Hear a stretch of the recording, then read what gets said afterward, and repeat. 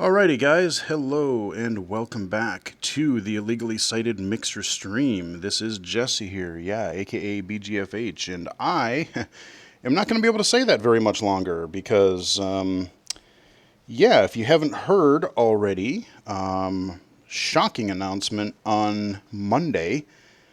Just got done watching the WWDC event and only to try to look something up to confirm for a video.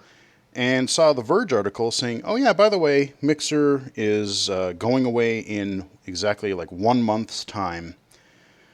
By July 22nd, Mixer will sadly be no more. And which sucks because, I'll get into that more in a second, but this is the live stream for the Cyberpunk 2077 Night City Wire, as they're calling the stream, and this is on the Game Awards channel, the Jeff Keighley event, one of their Summer of Gaming events. And, this is one of those non-E3 streams that I definitely wanted to do, because I've been really intrigued about this game forever. The Cyberpunk 2077, I'm not familiar with the original works. I guess it's based off of this series that is like Cyberpunk 2020. I guess there's some books out there that I might look into just out of curiosity about the overall world and setting and all that kind of stuff. But yeah, they've shown this now for a few years now. It's been talked about pretty close to after The Witcher 3 was out. This being a CD Projekt Red game. They're known for the Witcher franchise, and especially that really took off for The Witcher 3 because that game, like, even I wish I had more time to devote to it, and I wish to God the text was larger, because there were aspects of that game that were really, really cool, but there were also parts that were really frustrating as a low vision user to try to see.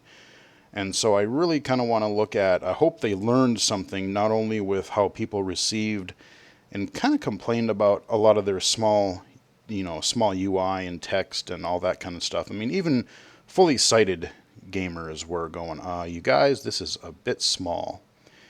And just with the, all the game accessibility things that have been happening in the last few years, a couple of years since The Witcher 3 came out, I'm hoping that maybe they learn something from other games, and maybe there will be some accessibility features. I'm not going to hold my breath, but I would love for that to be the case.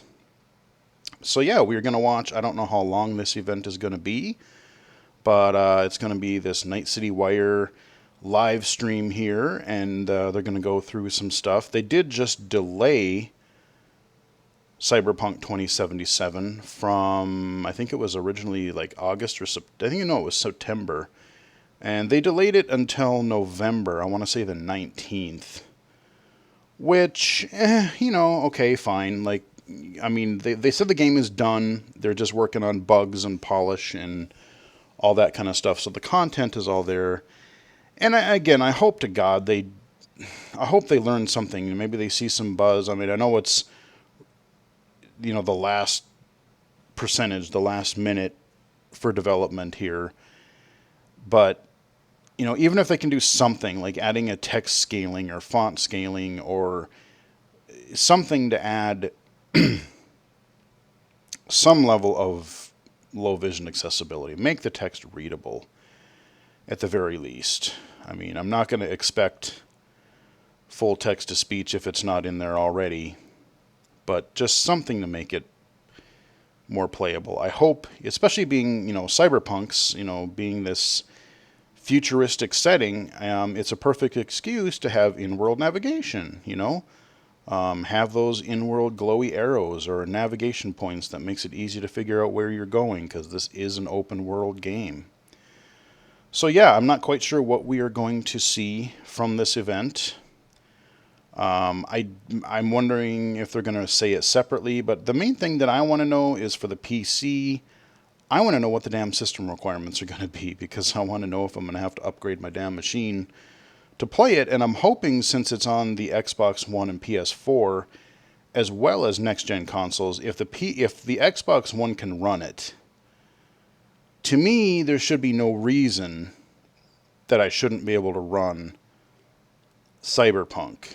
I know even The Witcher 3, when it came out, had some fairly beefy system requirements for back in the day. So I don't know what that's going to be like. We'll have to find out. But before we get to all the Cyberpunk stuff, I do want to back up a tad. And again, just remind everybody that, yeah, unfortunately, as I said in the beginning of the video here, the stream, unfortunately, Mixer is going away. And I don't know how long Microsoft is going to be allowing live streams as they make this transition. I don't know if you'll be able to stream until like the 21st or so, and then they just shut off the streams for everybody, or if they're going to pull things gradually and in stages, and like midway through this month, if we're just not going to be able to stream. So I think what I'm going to do, as far as Mixer goes anyway, I'm going to probably try to do a stream this weekend, Saturday evening. Because I usually do streams on Saturdays. So I think I'm going to do one more stream and kind of call it my Mixer finale. And I have an idea what I'm going to do. I think we're just going to keep it simple. We're not going to do anything fancy. But we're just going to go into a game. I already pretty much know what game I'm going to do. And it'll make sense when we start streaming it. But, just kind of a final Mixer hangout, Talk about some of the memories I've had on the stream. Just talk about some of the recent stuff that's been going on. Game accessibility wise, and who knows whatever else. And, if anyone comes into the chat and joins us. We'll just see what happens. Because I've been streaming on Mixer since 2018. I know I'm trying to remember when I started. I want to say it was late summer, early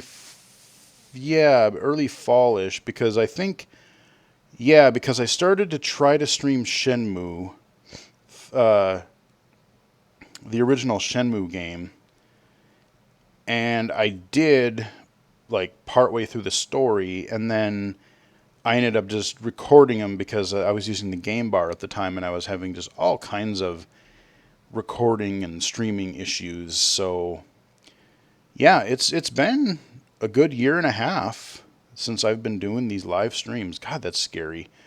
I've been doing the YouTube channel for over 8 years, and I've been doing the streaming thing for just over a year and a half. Damn. Or around a year and a half. Probably not quite a year and a half yet, but thereabout. So yeah, I think we're going to do one final stream. We've done a lot of these non-E3 events. This is the final one that I'm going to cover for June. There is definitely a couple in July that I have to do. So I have to figure out where I'm going. If I'm going to just record it and upload it, or if I'm going to actually stream it. I don't know yet. That's the part I haven't decided. So I did do a Twitter poll, on Monday. So it's open for 7 days. I haven't looked at it in a couple of days, but even when I looked at it later Monday, it seemed like there was a fair few people who voted. But I have choices on there for, it's like, what should I do now that Mixer is closing? Should I jump over to Twitch?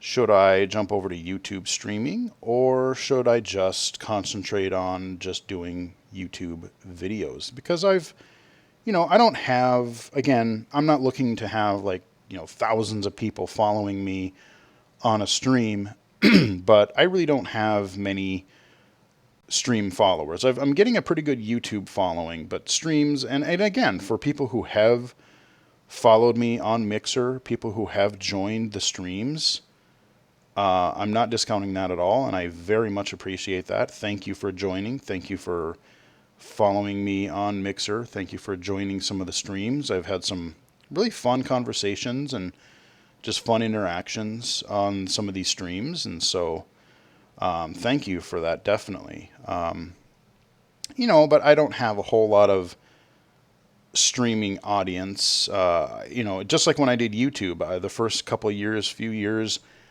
I didn't have jack. I'm lucky if I had a dozen followers, let alone, you know, single digit views for most of my videos. I mean, a lot of them even now, it's funny because a lot of the low vision stuff, I have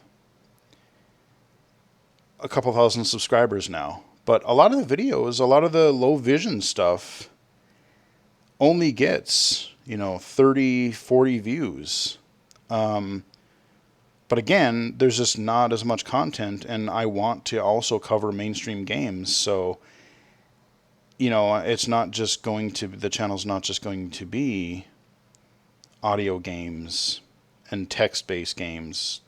I wouldn't want to do just that. So, I know those types of games and those types of videos get much higher views, but, you know, I'm a low vision gamer, and I do enjoy playing a lot of these mainstream games. I mean, I'm thankful that I'm able to play some of them. But yeah, so I don't know. I'm at this time I'm kind of thinking I'm leaning toward Twitch just because it's established. It seems like there are tools should I want to do more with it eventually. YouTube, it would be nice because it's integrated with the channel, but I've heard it's a lot more bare bones, a lot more basic. I don't know. Like I said, I'm going to do a little bit more research, kind of see what people say in the poll. I'll just wait and look at that later.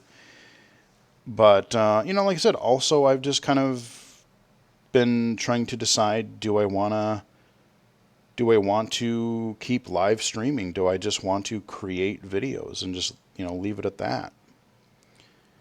Part of me does really enjoy streaming sometimes. But, even before this Mixer announcement, I've kind of thought about, at the very least, taking a hiatus from streaming for a while. Don't worry, the YouTube channel is not going anywhere. I'm still having a lot of fun doing that. I have no shortage of content. I've got loads and loads and piles of PC games I can play. I can stream Xbox games to my PC. And now I can stream PS4 games to my PC, as I just did with The Last of Us 2. So, yeah, I mean, I've got pretty much endless amounts of YouTube videos I can do. So it's just streaming. I don't know. At this time, I'm just sort of up in the air, When I started streaming, I did like the first year or so on my own. And then admittedly, it was really cool having Riley on the stream. And, not just for chat moderation and keeping an eye on that kind of stuff, but like I said, especially once she started talking on the stream, and then we got the mic set up and everything, so we had the second mic going on. There were some fun times with that as well. So that was pretty fun. And that's where we started getting a little bit more interaction with the chat and things like that as well. So, and ever since then, ever since Riley has left, like I said, there's been a couple people who have joined, but it's been a lot more dead. So, I don't know. I'm just debating if I want to really stream at all, or where I want to go if I want to go. So there's kind of an update on the demise of Mixer and some thoughts about what I might do next in the world of streaming. One other thing I did want to kind of mention, unfortunately, before we start the Cyberpunk stream here, we're still waiting for the stream to go live for their live thing to start. I do want to talk a little tiny bit more about The Last of Us. I know I've been talking about it a lot in the last week and a half, but justifiably so. I mean, the game is making all kinds of headlines in mainstream sites too. I mean, mainstream videos, news sites, news articles, videos, all kinds of things. I know Steve Saylor has been a lot of it. Brandon's been in a lot of it. There's been other people that have been in it, other podcasts.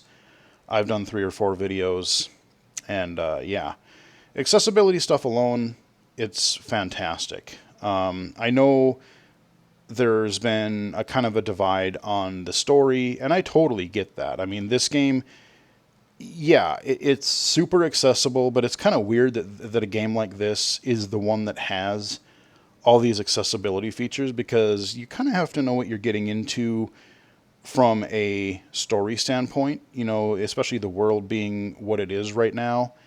Everyone's just hating each other and like all this racial stuff going on, and then you've got COVID and all this crap going on as well. I mean, and just said, like I said, 2020 is just an awful year in so many ways. And, I've kind of warned people too that, yeah, The Last of Us, it is a great game. And not just because of its accessibility. Even if the accessibility features were not there, I was going to play through it anyway because I played through the first one. I wanted to see where the story goes. But that being said, the story in The Last of Us Part 2 is pretty dark. It is pretty grim. And some people are just not going to want to deal with that, especially right now. Maybe later they might, but I can totally empathize with the people who don't want to play a really grim game like that right now. Especially if they're going through a lot of stuff in their life. Maybe they're unemployed. Maybe maybe they've had friends and family who have had COVID. Maybe there's some racial stuff in there. I mean, any number of things. So it's totally understandable. But there has been a few people. I'm not going to mention anybody, and I'm not going to call it anything specific, but I have seen, like, I have seen some opinions about, like, oh, well, people are just saying that this game is good just because of its accessibility features, and, the game itself isn't very good, or the story is terrible, and it's a really mean story and everything. Yeah, the story is definitely built upon revenge. Not everyone is going to like the story for some of that darker reason. And we're just under 5 minutes. We got the actual live stream going. We're actually getting a countdown on our YouTube page here. But, so I'll finish my thought here. But there, and that's fine. Like I said, if you don't like the game, despite the accessibility or in spite of it, whatever, if you don't like the tone, the content of the game itself, I totally get it, and I'm totally fine with that. Not everyone is going to like this darker game, or the style, or maybe they like the story, but not the way it's portrayed or presented. I mean, I have a couple of issues with some of the characters. I think like I said, I think they go a little bit above and beyond, or a little bit overboard on the whole revenge thing in a few ways, and it's just like at some point it gets a little bit ridiculous. But overall, I still highly enjoyed the game. I had fun with the gameplay. I enjoyed the stealth. I enjoyed the action parts. I just loved exploring these beautiful environments and just seeing this this new version of Seattle. And I did like the story. Not everyone will, but I did. I like the story. But there's been some people that have just been super vocal about being, oh, well, people just like it because it's accessible. The game itself is, it's bad, it's overrated, it's blah, blah, blah. I know there's some even mainstream controversy with the way the story is presented. But then people are actually calling out, like, tagging people on Twitter and just, cussing them out and swearing at them and saying, oh, well, yeah, it's nice to have accessibility, but for this piece of shit, and blah, blah, blah. I mean, just, there's no excuse for that. That's not cool. If you don't like the content, you don't like the game, that's totally fine. But the fact that a developer did manage to, despite the content of their game, they said, hey, not all games are for kids, and sometimes, if Naughty Dog is going to make games for adults, in this case, then, it's going to maybe have some of that content. But and that's fine if you don't like it, but just to like go out and just try to rip apart one of the game developers by name, I don't agree with that. I do not approve. I do not support that at all. And that is my official opinion. So I'm just going to leave it at that. Like the game, don't like the game. I know some people are offended because of, the accessibility makes it, it's baby mode and it makes things too easy. No one ever said you had to use it. So, I mean, just it's ridiculous any way you look at it. Some people hate it because of the accessibility features. Some people hate it because of the story, despite its accessibility features. I mean, no matter what we do, no one can win. Like, everyone's going to bitch. So, just enough. Like the game, don't like the game. But all I'm going to say is, Naughty Dog, you did a fantastic job with the accessibility. But even without the accessibility, I really enjoyed the game.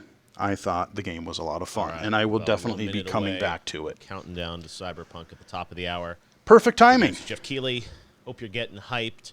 We're going to watch Night City Wire together at the top of the hour, and then I'm going to talk about playing 4 hours of the game, and we've got a ton of additional gameplay footage right after. Now, I hope Jeff doesn't comment over Night City Wire, because I thought this was the official stream. Stick around. We'll go live in about 40 seconds. I'm going to keep this tab open. I'm going to go to... I should have looked at this earlier. I thought this was the official one because, he does his Summer of Gaming events. I'm just going to look up Night City Wire. I just want to see if there's another stream by CD Projekt Red.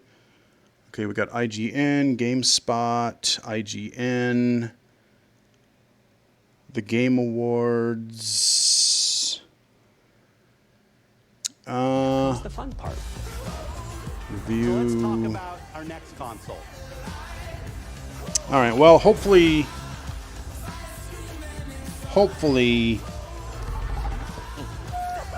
this will be the official stream.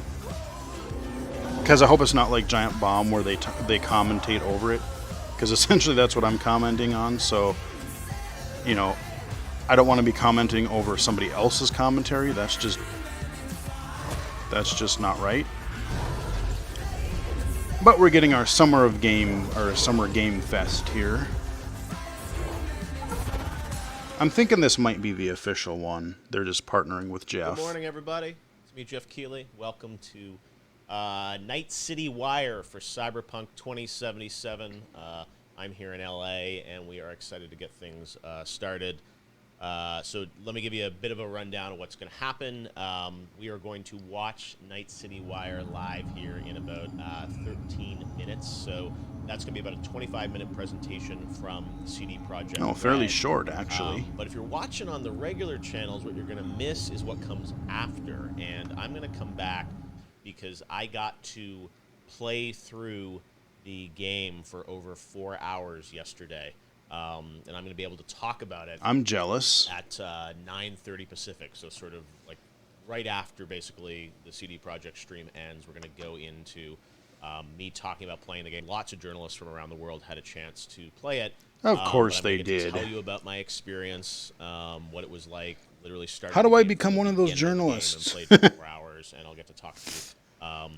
I can cover it from an accessibility point of view. Got a ton of additional footage that CD Projekt provided to me, which I'm sure some of it will be similar to what's in the event. I'm totally willing to 26 minutes of more gameplay footage, which help out there, get the word out there, and evaluate accessibility for these games. Personal playthrough, but a lot of the footage they provided will. I wouldn't argue playing early. So I can't say much more, but there's a lot of Cyberpunk coming today, and I think Night City Wire is going to have new aspects of the game that they're going to talk about that I got to play that I can't tell you about.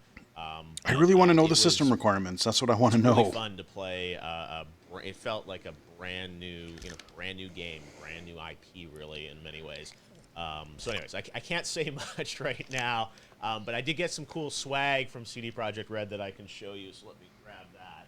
I got this cool, I think I put this on Twitter, but you guys probably saw this, but this is the Street Kid backpack. I don't think there's anything in it. I should double check, actually, because I haven't opened it yet. Nope. Nothing in it, but that's a Street Kid backpack that they gave me. And we so, get Keanu fun. Reeves in as one of the main characters in Cyberpunk, which is pretty Sweatshirt. cool. They always have really cool merch. This is played it before launch, just to make you guys officially jealous. Cyberpunk back there. Yeah, rub it in. What's cool here? Yeah, rub it in. Open this up. Open this out. Got a little hook on it. Always a little gadgets. Anyway, so I got The that. heck was that? And then I got 3 stickers. Grab those. Yeah, I don't these care are the about 3 stickers. life paths that you basically pick at the beginning of the game. You guys don't know. There's Corpo, Corporate. There's Nomad. And then there's this one. I played as a Street Kid. I'm thinking either Nomad or Street Kid would be the way that I would start. I don't want to be a corporate drone. You guys in the chat, guess. Oh wait, way up. Which one did I play? Corpo, Street Kid. We already Nomad. said. I thought you already said you Street Kid. Vote now, and you will find out at the bottom of the hour. You already said. I thought. Which one I played as, and I'll tell you about my experience and how different I think the other paths are. I only got to play one of the paths, so I'm sure there'll be other journalists in media that pick different paths, and they'll probably have different things to talk about from it. So, anyways, it's pretty cool that Cyberpunk. So we're probably going to see a lot more Cyberpunk videos from all these delayed again influencers until November, today. Is the latest release date that they are talking about for it. Yep, got delayed again. 9 minutes and 47 seconds 9 away, minutes. from the Cyberpunk event, just so you guys are aware of it. Turn the volume down a little bit there. I wonder. But so yeah, Cyberpunk see. Let is me coming just- out in November. One thing that you may also have noticed is that it's going to be compatible with the new generation of consoles. CD So, Projekt Red. this Let me year, just see if I can go PlayStation to 5 their and Xbox Series X are both official. coming out. They haven't CD announced dates Projekt beyond Red. kind of holiday this year, but widely assumed that they will probably come out. No, I in, don't need your November, trailer. if not Do we before that. Who have- knows this year with the pandemic going on? But then when Cyberpunk pushed to November, a lot of people wondered naturally, well, what's going to happen there? Like, if I buy a new console, am I going to be able to? Is it going to be compatible first of all? Which is the case. No. So if you buy a PS5 or an Xbox Series X, Cyberpunk. No, this is might gonna just work be on it. the This is a official- unique generation in that I don't know if they're going gonna to do it through there, so- 'cause if I go to videos- everyone's trying to figure out how that's all going to work. But the basic idea is Cyberpunk. You're going to be able to play on whatever console you have. But I probably this year, should and of course on actually. PC. It's going to look great. CD I played it, Projekt Red. on PC. They actually I don't know why I'm not streaming subscribed technology to you, since but I you can't will really do go to that in-person events. because So I played want the game to on PC know. with a controller is how I played it, but of course it's coming to Yeah. PC All right. So it looks and, like this is console going to be in the stream November. that we want to So, watch. the You'll probably game, shut up. We've seen a lot of it over the years. Certainly remember some great E3 demos. Two in particular that. Yeah, did there great were a work on couple around this of game. there's some And of E3 course, demos. I'm last like, year, oh, I want to play this big now. moment with Keanu Reeves coming out on stage to introduce his character. Yep. The last Tony 2 Silverhand, years have been pretty great. in the game. So we will hear more about the My, game from and CD it's Projekt funny Red, because as much as in I'm about looking 8 forward to minutes this, now. Last thing that I did with these guys, you may remember. The Last back of Us at, Part 2 Game has just Awards, sort of we like had, a it's soundtrack taken the announcement. wind out of the We had sails Grimes for on some of these stage, other anticipated performing and releases. premiering, her Not because I don't song think the 4 games AM, are going to which be any was, good. featured, in the game, and Grimes will actually be Not involved because I in don't think the as games are going to well. be any So good, they but got just amazing because soundtrack for I this. know that there's Run not going to Jules be is involved, near a bunch the of other accessibility artists and bands, and who just did part ease of of it. I don't know if we're play talking about that today or not. But that was the last thing we in did these with that upcoming Game Awards. games So that we I've been didn't get looking any forward really much to. I new mean, footage of the game, but we got to show Doom you guys, Eternal. I was so a little looking bit forward of to the that. music and the world of Cyberpunk, which is extremely rich and detailed. And I loved aspects of So it, much but I want to tell you guys about honestly, the game part of me experience was kind of playing it. disappointed Have to abide by all the official embargoes. So in we're Doom gonna let CD Eternal. Projekt kind of run you through. I love the this, shooting, but some of and give the you details on this pathfinding game. and Before we get to that, I can talk a little platforming, bit I more just about I Summer Game didn't Fest, which this is enjoy, all a part and of. I struggled And with if a you little watch one of these bit. streams before, you know I'm kind of this is what I'm doing. Through, Cyberpunk, I the don't end of know August, although how we're easy it's getting going to be very to busy navigate with, around the stuff on open Game world. Awards this Like, year, I'm very and excited. whatnot, I which we'll very talk much about want to more, play the game, probably but later I this have summer, but we're working very concerns. hard on Game Awards, and everyone's wondering what we're doing there. And we're So, working very hard on a plan to bring you guys Game Awards in December, and it's going to be, I think, looks like it's going to be a pretty good show. Although these things always change,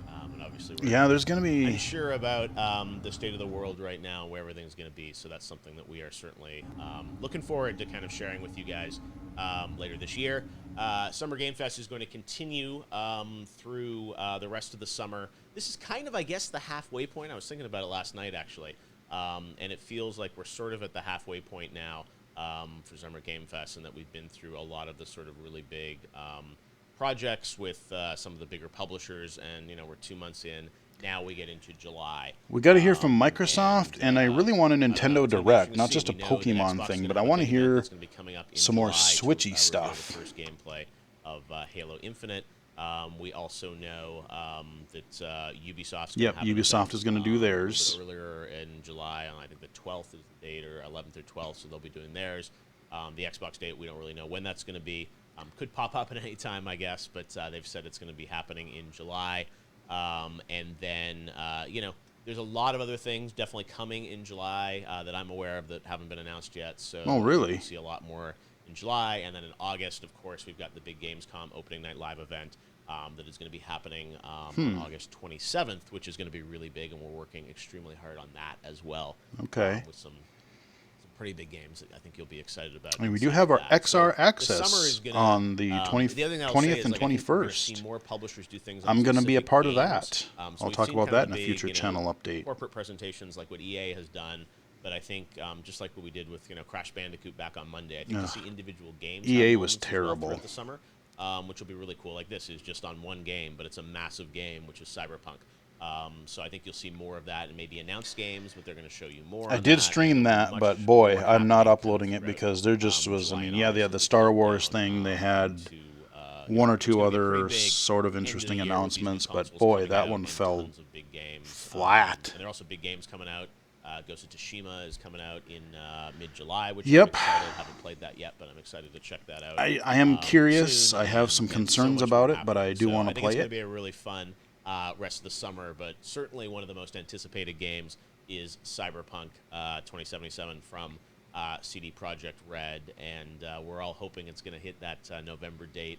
I think today we're going to see a lot more of the game. Obviously, people have seen it, but this Night City Release, Wire like I said, just release the article with the system requirements. I want to know if I can play the damn thing. Wire report, and there will be more. So I think what we're going to see again is companies not just doing one thing and going dark, but we'll probably hopefully hear more on Cyberpunk now leading up to November. And it is, without giving much away, it is a very big. Well, game. beyond this, if they would Lore, announce the release world-building date, content to check out. So answer some questions that people commonly have, happy to and to release see the what they have system today, requirements, and there'll be you much don't really more need to go share much more. afterwards. Like, So I we're don't about 3 want the minutes away game. from this going There's a live. balance between getting people These hyped and things I always feel spoiling like too I'm gonna kinda much. co-stream it, but I also want to just like watch it with you guys, so I'm not gonna like heavily commentate on it. But we're gonna go right into my impressions afterwards. So if you want something completely clean, you can watch their feed, but you can watch along. I'll probably make a couple comments during it, but I'm not gonna, we're not doing a talk show over top of it. I really want to, because I haven't actually seen this, so I'm really curious, having played the game. Yeah, what see, they're gonna show I'm and not what I sure played, where but their also maybe I can share original. afterwards. I know the footage that I'm going to get to show you. I mean, I after, but guess don't know what one they're other gonna place I include could into it. check. And will there be any news? I know there's certainly like one really cool feature of the game that I don't think they've talked about yet. Oh, wait. That is really interesting, and I got to play, and I think they're going to hopefully talk about it in this Night City Wire, and then I'll get to expand on it a little bit when I talk about my play session with it. So we will see kind of what CD Projekt has in store for us here, but definitely, as I said, one of the most anticipated games.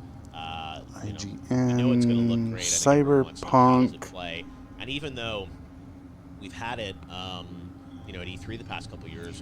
Okay, I'm going to E3 award. pause you.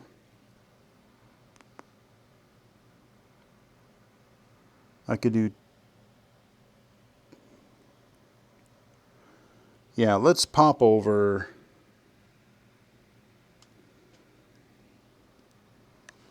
Oh, is this... What is this? Some mature... Oh. Yeah, you and your damn... Okay, here we go. The clean stream. There we go, guys. Assuming Twitch behaves itself.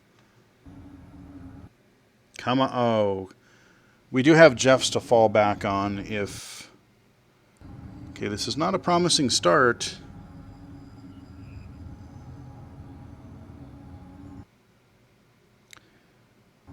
We're not even in the video, and it's just... we may just go back to Jeff's because his works. I'll let it iron out a little bit here and hopefully see... We're just over a minute away. I do have the other tab open, so if we need to reload that, we will. But I definitely want to learn more about this Cyberpunk 2077. And again, they talk about the game, they talk about all the mainstream stuff, but I mean, even Naughty Dog, I wish they would have kind of hyped up some of their accessibility features more than like a couple of weeks before launch, especially for the people who didn't have PlayStation 4s, because, you know, if people wanted to pick up that console, that would have given them a bit more time to save up and decide if they wanted to, you know, buy or borrow a PlayStation 4 from somebody so they could play that game. So, I mean, I know there's not going to be anything accessibility related. I can almost 99.99999% guarantee that's not going to be a thing. But, I mean, I wish they would. You know, I mean, not just these guys, but I wish games would get in front of it. And so we seem to be ironing it out. 5, 4, 3, 2, 1. Boom. Let's do it. Here we go, Night City Wire.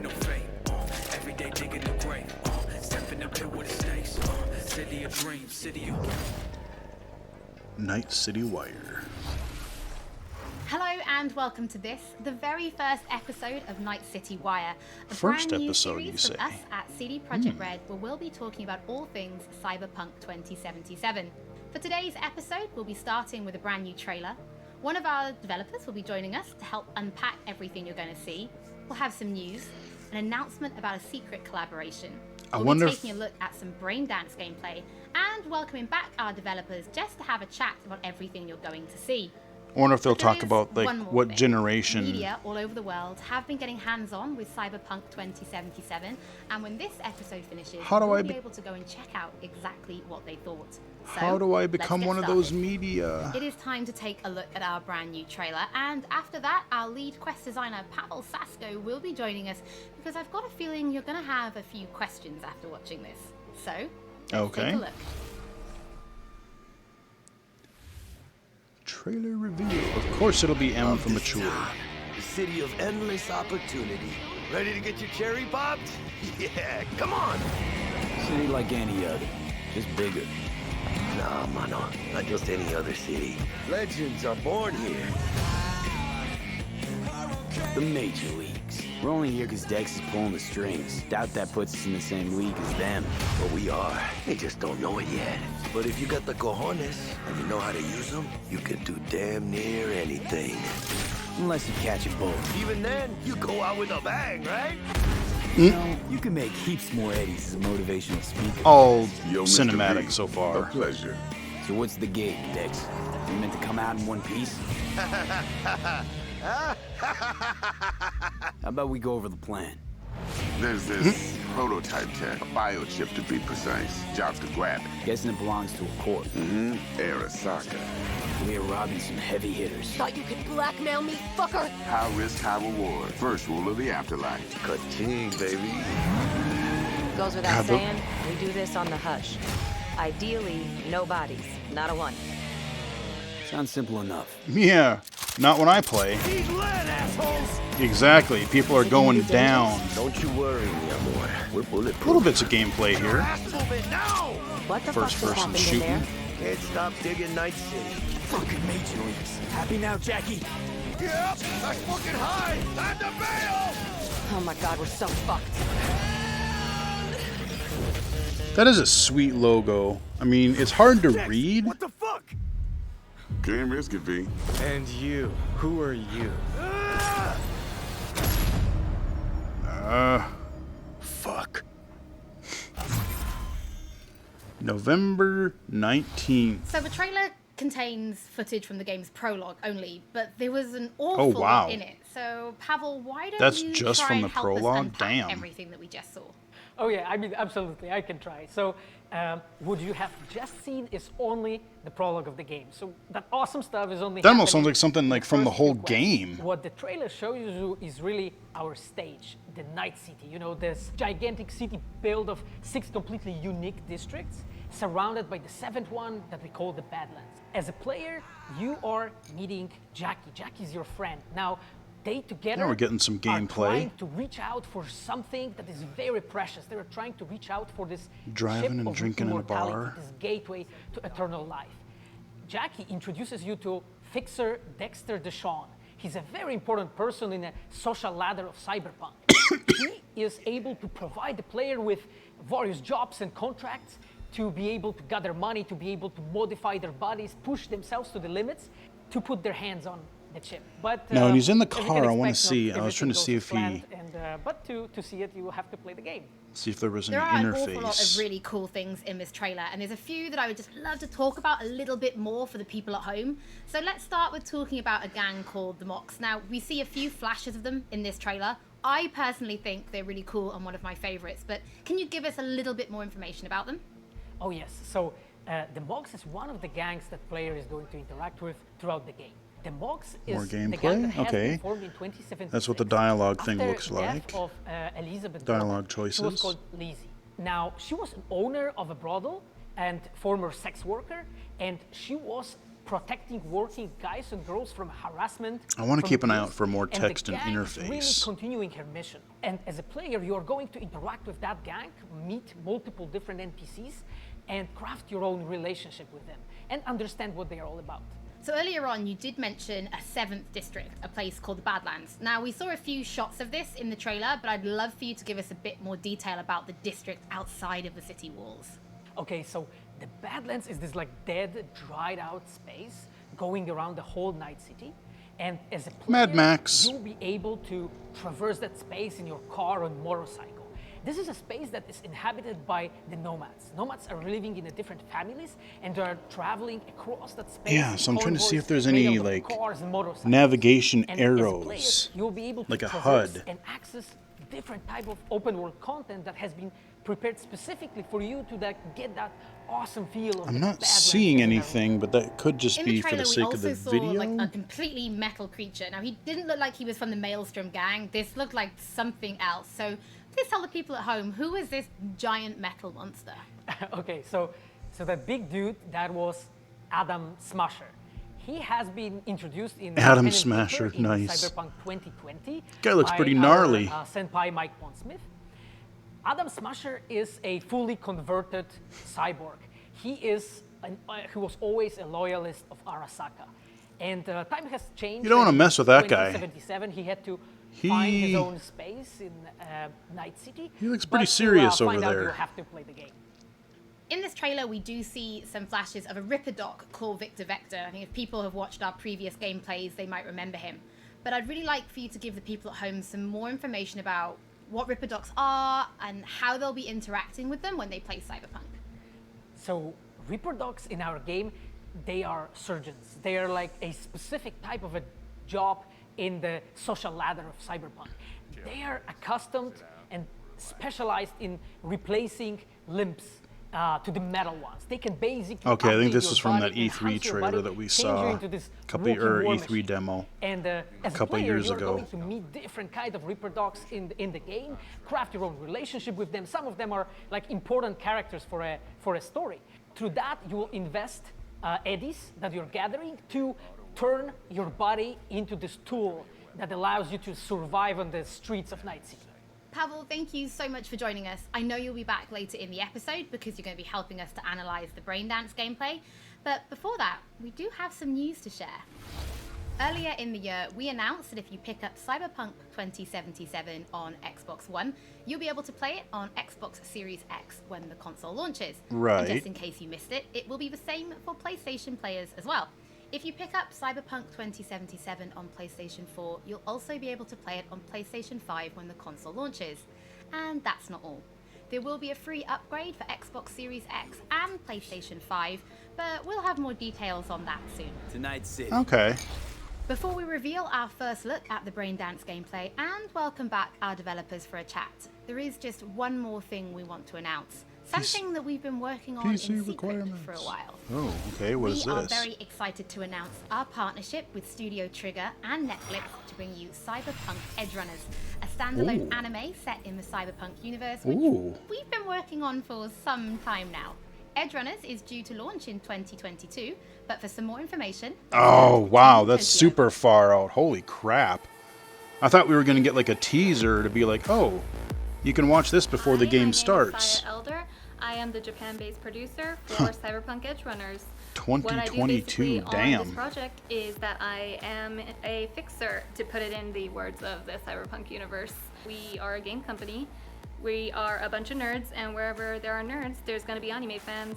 So it was always a dream for us to make anime. When we began this project, we were certain that we didn't want to make a recreation of the game. Cyberpunk Edgerunners is a standalone story set in the same universe. The stage is still Night City, but everything else is totally new. New characters, new story. I do like to think that it's going to be a great gateway for newcomers to come and check Cyberpunk game and also the Cyberpunk genre as a whole.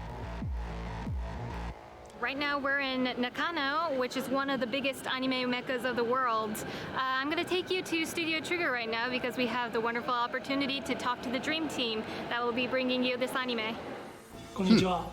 トリガーの代表取締役の大塚です。監督の今石です。 Can't read those subtitles, unfortunately. Too fast. ゲームのサイバーパンクのファン。 They're large, though. I will give them that. 初めて触れる Nice 両方に subtitles. 満足していただけるようにアニメを作るつもりです。よろしくお願いします。 They got the background on サイバー them. パンクという僕らが10代の一ファンにしか過ぎなかった頃に Yeah, shoot. I was kind of hoping they'd be like, oh, anime, surprise. And then it would be like a tie-in thing that would give some background, like early November or something. 10年ということで、 But that's okay. 今石、キャラクターデザインに吉成というトリガーの最強の夫人で、トリガー10周年にふさわしい作品にしていきたいと思います。 Especially with how the Castlevania anime turned out. If you have not seen that, highly recommend it. I think we're up to 3 seasons now. That's a pretty damn good anime. Now it is time to show you some gameplay of Braindance. Yay. This is a feature that you'll experience when you play Cyberpunk 2077. Braindance is essentially a recording of somebody else's experience. It allows you to relive their sense of sight, smell, touch, and even hearing, all thanks to a special device. After the gameplay, I will be welcoming back Pavel Sasko, and we'll also be joined by Patrick Mills, our senior So yeah, you're just reliving, kind kind of playing through and changing. Your questions and give you I wonder if you play it information out on and how can you'll be rewind and play interacting it with Braindance differently, when you play Cyberpunk or if you just 2077. So, if it's like a interactive, like you watch things happen. Plan simple. Do nothing odd. Don't get creative. You go in, snatch the cash, get out, and we sell the BD to those psycho freaks from the studio. Got it. And remember, everything on full blast. They'll spot us extra for a wicked adrenaline high. Okay, on you go. Okay.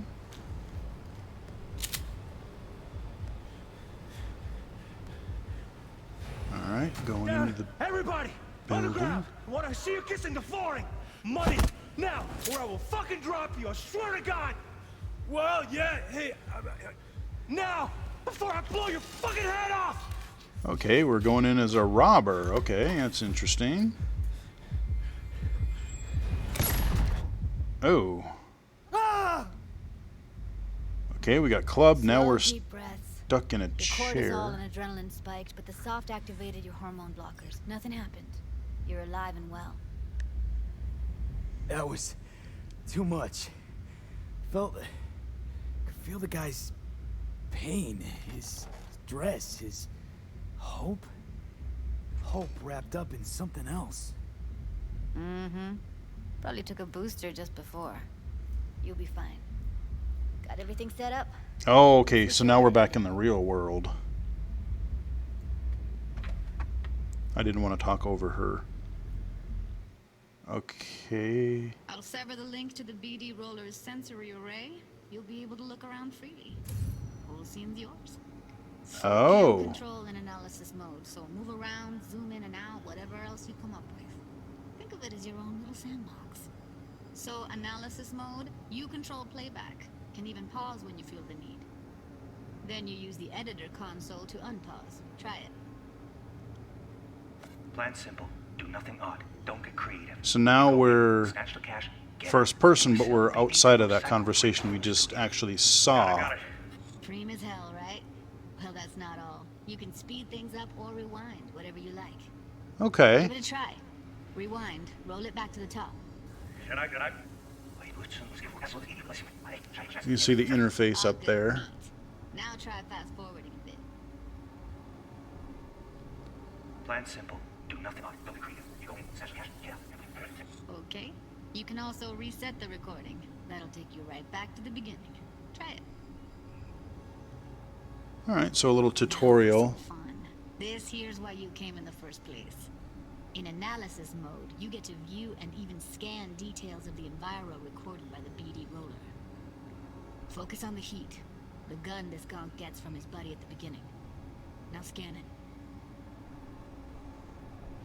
Plan simple. Do nothing odd. Don't get creative. You go in, snatch the cash, get out. Okay, yep, he just pulls out the gun. Yep, freeze it. Excellent. Let's move on. Now heads up. In analysis mode, you can ferret out background noise and conversations if the roller got close enough. This tech records everything, every little detail, even the sights and sounds the roller was never aware of. To see the sources of the recorded sensory signals, switch to the audio layer in the editor. Go ahead and try that. Oh, jeez, this seems... Okay, good. Wow. Now you should see several sound signatures in the store. Choose one and hone in on it. Oh, wow. Okay, so you get these little circles. Okay, we have a deal today on 2 flavors. Curry and surf and everybody! So, any thoughts? Unbelievable. Seriously, like what's happening right next to me. That's pretty wild. DVD recording implants work. They pick up everything, all the elements in the background. Then an Damn, we're going to be doing some detective work, it looks like, in this playing game. with the sound, explore it a bit. We'll move on when you get bored. Huh. Wanna see you kissing the flooring? Money! Sometimes you can analyze extra layers in the raw, stuff the roller's cyberware picked up. Like what? Ev's got Kiroshi optics that grab infrared, meaning you should be able to grab heat signatures from her recording. Oh, jeez. Hella nice. Scanning works on peeps, too. Walk up to the wounded chick. Try scanning her. Alright, next thing. Scroll forward to the part where our artist gets a lead injection. Or I will fucking drop you, I swear to God! Well, now! Oh, no, the stream. No, quit it. He's backing out. See that? They shot him and he never saw it coming. But Huh. you will. Here it comes. My favorite part of the game. See the blinking thing over the entrance? Surveillance cam. Must have caught our shooter. You'll see in a sec. Cam feeds to the screen behind the clerk. Oh. Roll back to where the screen's in the kid's field of vision. Then scan it.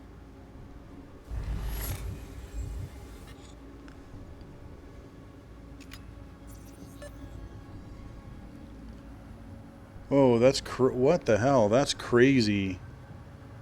His own Chumba shot him. Probably planned to all along.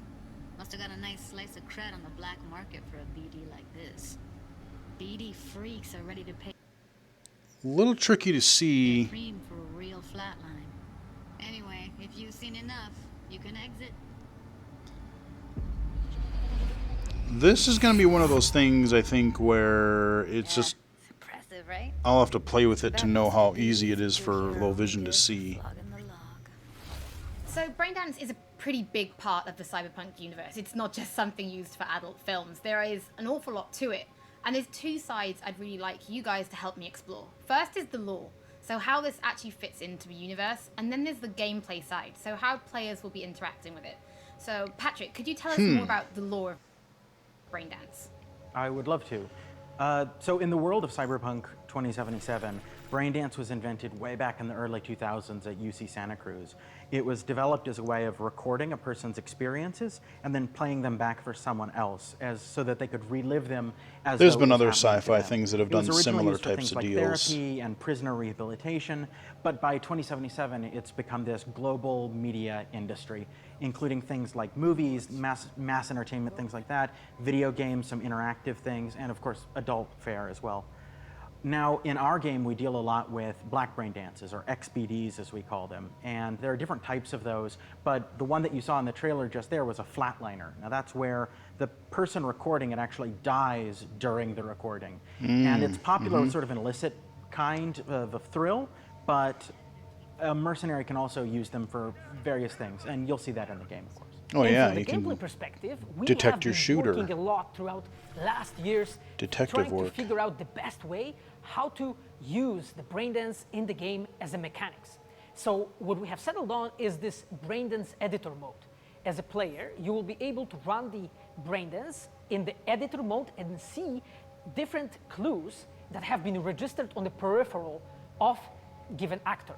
Now, as a player, you can slide on the timeline of the recording, back and forth, trying to uncover different clues.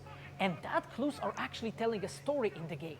So, kind of as a player, lot you more will complicated run different version investigations that will lead you to of that different mysteries, overhead game I and you'll streamed a uncover while them back. actually using that braindance as a mechanic. Can't think of the name of it right now. So, as Pavel was saying, we use Braindance as a storytelling tool. It's not a Where we were trying to collectible, solve it's not something where you're going to go in crimes. and you're going to play it and you're going to be like, I've seen this before. What we use Braindance for is to give you a keyhole into the life of the residents of Night City. And we can explore things like childhood trauma, religion, various philosophical ideas in a way that you might not otherwise experience in a We do story have a about couple a of people mercenary on the joined. tough streets. I hadn't looked So at the we've chat tried in a while. to talk about some of the aspects that we think the community will find really exciting, but you know, Hey, while how you're you both doing? here, I'd Sorry I love to missed know, your chat what is there. it about Cyberpunk that you guys are really excited for? Patrick, why don't you start? So one of the things that I'm most excited Come on. about in this game is the characters and the way they interact with the world. We've got this really interesting world that stretches all the way back to the Cyberpunk 2020 source material and all of these events and all of those things, but those don't mean anything unless they connect with characters.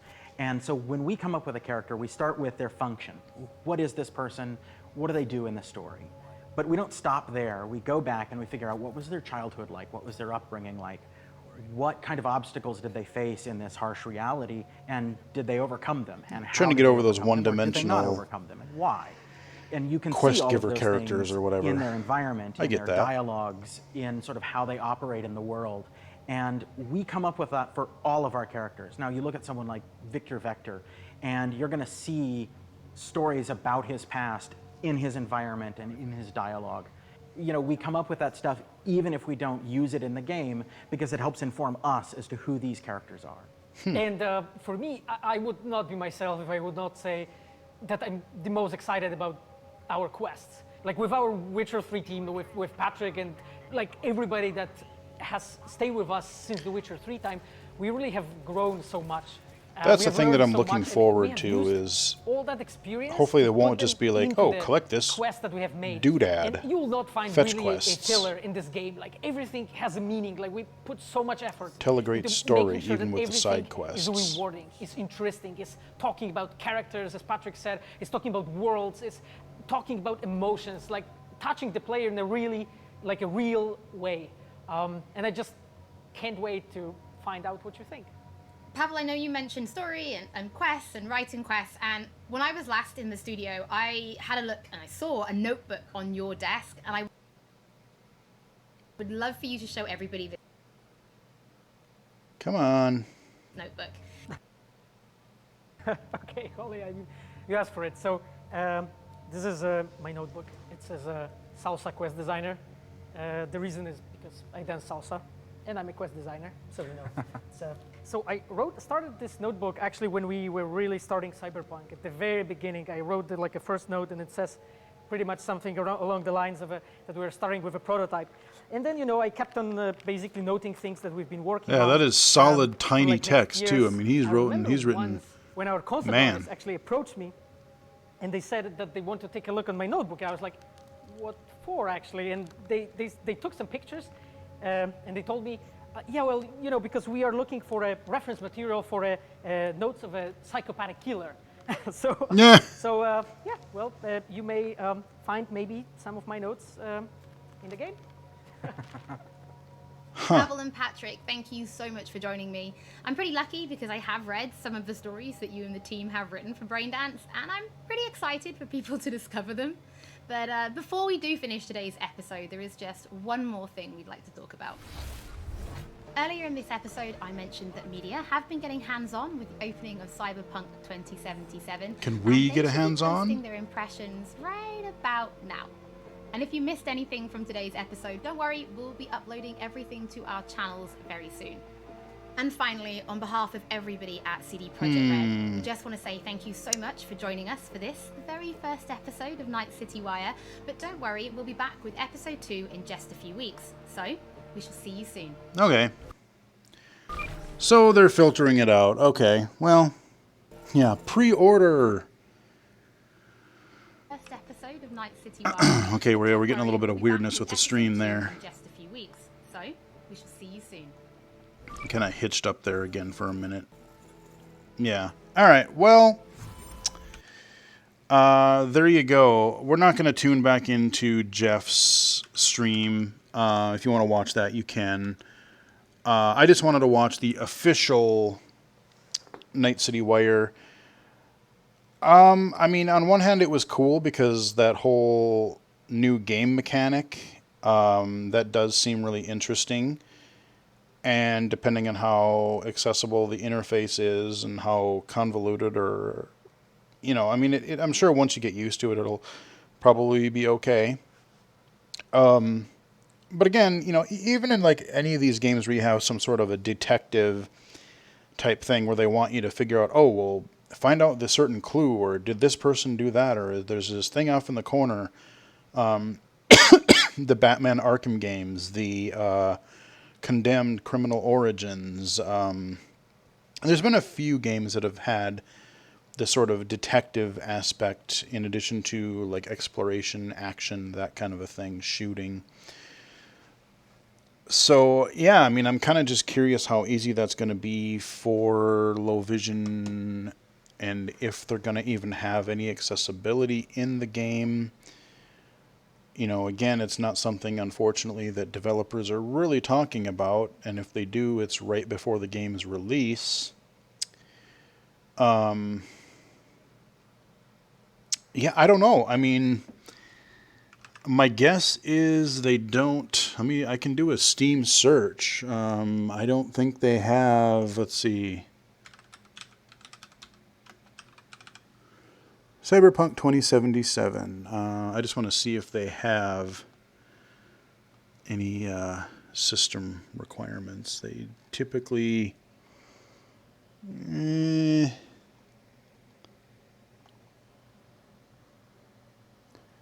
Yeah, the mature rating, no, there's really nothing there yet, unfortunately. So, to my knowledge, there really doesn't seem to be. Yeah, they've updated the. They say December 18th, not 19th. That's interesting. But yeah, I was hoping for some system requirements so that we would know what the hell we're supposed to be able to do. But I don't know. I mean, it was an interesting thing.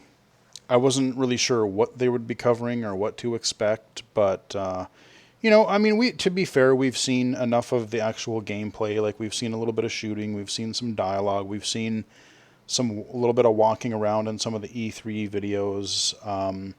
We did get confirmation that this is going to be cross-platform. You will be able to play it on the new systems at launch.